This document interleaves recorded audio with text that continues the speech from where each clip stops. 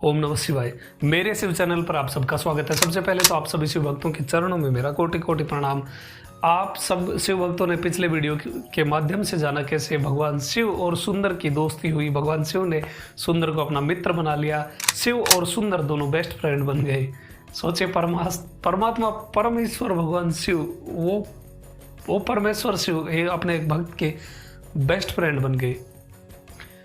अब आगे सुंदर ने परवा को देखा, परवा ने सुंदर को देखा और दोनों एक दूसरे को अपना हृदय हार बैठे। ये परवा वही थी जो कैलाश पर माँ भगवती की एक सेविका कमलिनी नाम से थी। वही इस जन्म में परवा नाम से विख्यात हुई, जिन्हें तमिल में परवायर के नाम से जाना जाता है। अब सुंदर उसकी परवा की याद में अपने सुध बुध खो बैठा और मंदिर आना ही छोड़ दिया।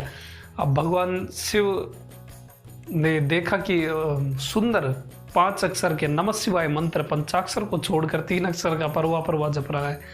तो भगवान शिव उसके समय पहुंचे और पूछा कि क्यों मुरझाए हो, मंदिर क्यों नहीं आते। तब सुंदर ने कहा कि प्रभु, आपके शत्रु, आपके दुश्मन काम ने मुझे पीड़ित कर दिया है और मैं परवा को चाहता हूँ और अब आप मेरे बेस्ट फ्रेंड हैं, आप ही मेरे परम मित्र हैं, इसलिए आपको मेरी हेल्प करनी होगी, आपको मेरी सहायता करनी होगी। आप मुझे कितना भी उपदेश दे दीजिए, आत्मा परमात्मा जीव परमात्मा सगुण निर्गुण जो कुछ भी आप कहिए, मेरा उद्धार नहीं होने वाला, मुझे तो परवाह ही चाहिए।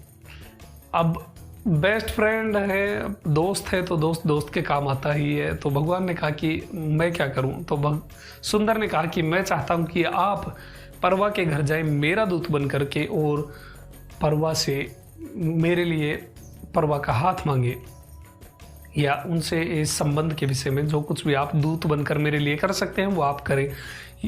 ऐसा सुंदर ने भगवान से निवेदन किया और भगवान को थोड़ा लालच भी दिया कि मैं आपके लिए, यदि आप मेरा काम करते हैं तो मैं आपके लिए 1000 स्तुतियां निवेदित करूंगा। अब भक्त वत्सल परम ईश्वर, सोचिए, जिनके भ्रुकुटी विलास मात्र से ही, जिनके भों के इशारे के मात्र से ही अनंत कोटि ब्रह्मांडों का सृजन पालन और संहार हो जाता है, ऐसे परमेश्वर शिव, ऐसे भगवान शिव उस भक्त के, उस सुंदर के कहने से उसके दूत बनने को तैयार हो गए। भगवान ने कहा कि ठीक है, जैसा तुमको इच्छित हो वैसा मैं करूंगा। अब सोचिए, ऐसा कौन कर सकता है? ऐसे केवल भगवान शिव कर सकते हैं, हमारे स्वामी भगवान शिव ही कर सकते हैं। जो योगियों के ध्यान में भी हजारों वर्षों में नहीं आते हैं, लोग तपस्याएं कर करके थक जाते हैं, वो परमेश्वर भगवान शिव इस सुंदर के दूत बन करके परवा के घर जाने को तैयार हो गए।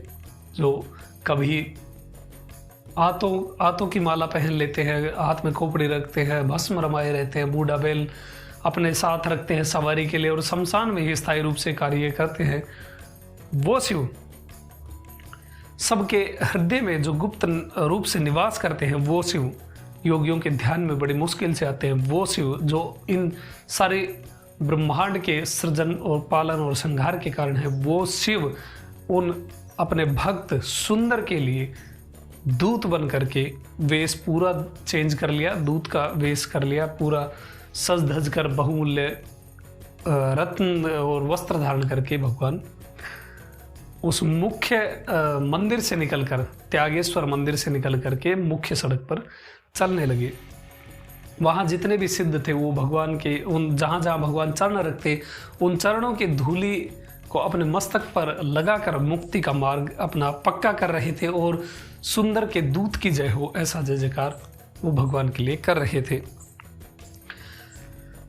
ऐसे परमेश्वर शिव जब दूत बनकर निकले तो वहां पर स्थित माँ भगवती, उन देवी को जब इस बात का पता चला तो माँ भगवती भी खिड़की से भगवान को उस रूप में देखकर मुस्कुरा दी और प्रभु मेन सड़क से, अब मैंने पहले आपको बताया था कि यहाँ पर स्थित भगवान शिव जो त्यागेश्वर, जो सोमास्कंद है, वो तिरुवारूर में वीथी विडंगर के नाम से प्रसिद्ध है। वीथी अर्थात मार्ग और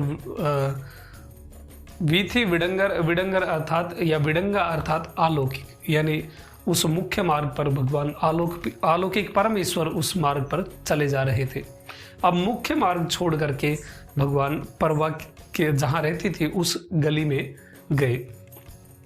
और उसके घर के सामने जा पहुंचे। जिन चरणों के दर्शन भगवान नारायण वराह रूप में भी नहीं कर पाए, और ये प्रसंग उस समय का है जब भगवान शिव ब्रह्मा और विष्णु के मध्य में लिंग रूप से प्रकट हुए थे। तब भगवान नारायण वराह का रूप धारण करके उनका अंत यानी उनके चरणों की तरफ गए थे, ताकि वो उस लिंग रूपी स्तंभ का छोर ढूंढ सके, लेकिन वो असफल रहे क्योंकि वो अनंत थे।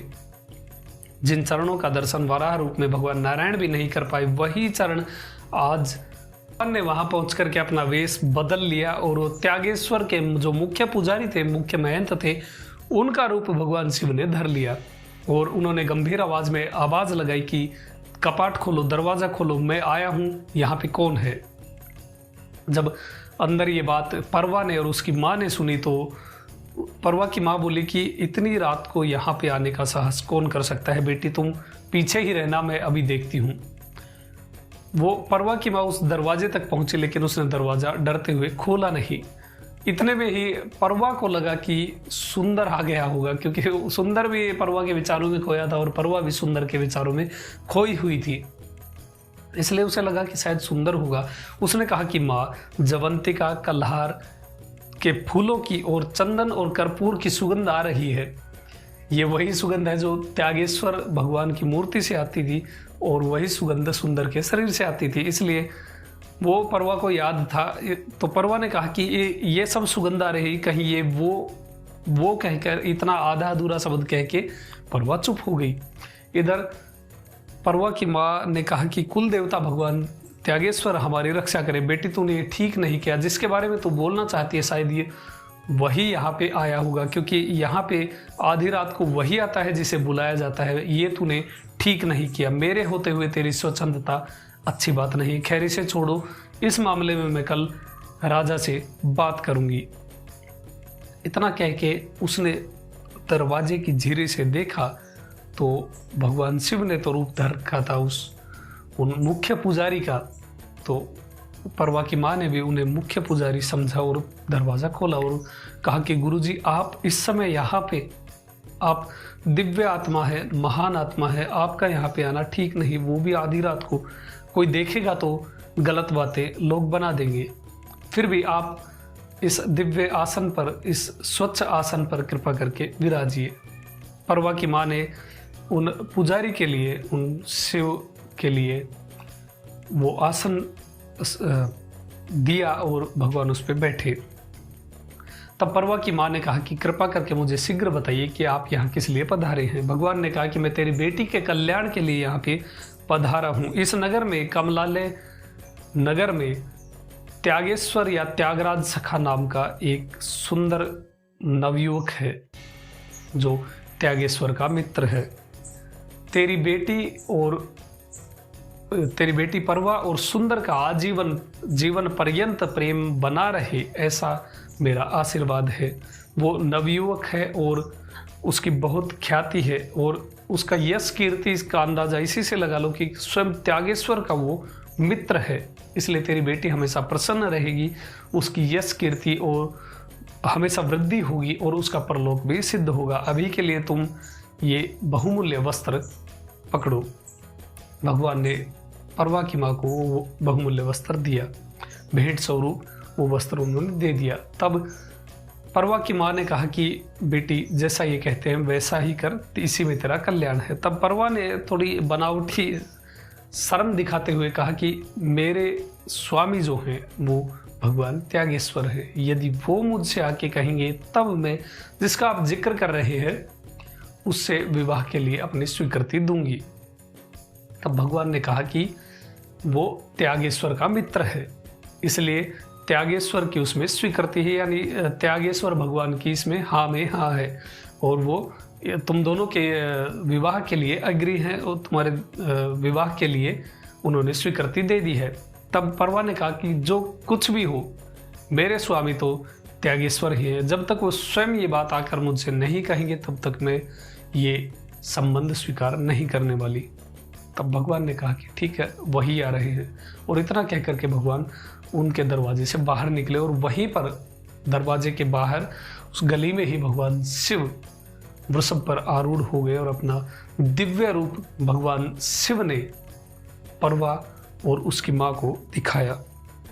उन दोनों ने प्रभु के सामने प्रणाम किया और मोक्ष के लिए उन दोनों ने याचना की। तब भगवान शिव ने कहा कि ये जीवन समाप्त होने के बाद तुम दोनों को मुक्ति प्राप्त हो जाएगी। और ऐसा कह करके भगवान अंतर्ध्यान हो गए। तब भगवान ने कमलालय में जितने भी लोग थे, जितने भी वहाँ पर लोग थे, जितने भी घर थे, सबको भगवान ने स्वप्न के माध्यम से आदेश दिया कि सुंदर और परवा का धूमधाम से तुम विवाह संपन्न करवाओ। इतना कह करके भगवान सीधे सुंदर के पास पहुंचे और सुंदर से कहा कि मैंने तेरे विवाह की बात कर ली है, कल तेरा विवाह हो जाएगा। तब भगवान ने उसकी स्तुति से प्रसन्न होकर सुंदर को गले लगाया और कहा कि मित्र, तेरा काम हो गया। ऐसा बेस्ट फ्रेंड भगवान शिव जैसा दोस्त जिसको मिल जाए उसका काम तो वैसे ही होना था। भगवान शिव ने कहा कि अब भगवान ने वही व्यंग करते हुए कहा कि परवा को पा करके तुम मुझे मत भूल जाना। भगवान ने सुंदर को गले लगाकर कहा जैसे तुम्हें सुख प्राप्त हो वैसे तुम भी हार करो। और इतना कह करके भगवान मंदिर में आ गए। इधर सब जब सुबह जगे तो सबको विस्मय हुआ कि सबको एक जैसा स्वप्न आया है। इसलिए शिव की आज्ञा समझकर सबने सुंदर का और प्रवाह का बहुत धूमधाम से विवाह संपन्न करवा दिया। अब पूरा शादी हो गई, विवाह हो गया। इसके बाद जब रात को सुंदर परवा के निकट आना चाह रहा था तभी उसे भगवान त्यागेश्वर की याद आई। इसलिए वो परवा को साथ लेकर के गाजे बाजे के साथ धूमधाम के साथ सीधा भगवान शिव के त्यागेश्वर के उन त्यागेश्वर वीथी बिडंगा भगवान शिव के मंदिर में जा पहुंचा। वहाँ बहुत सारे शिव भक्त बैठे हुए थे, जिन्हें देखकर सुंदर ने मन ही मन सोचा कि इन शिव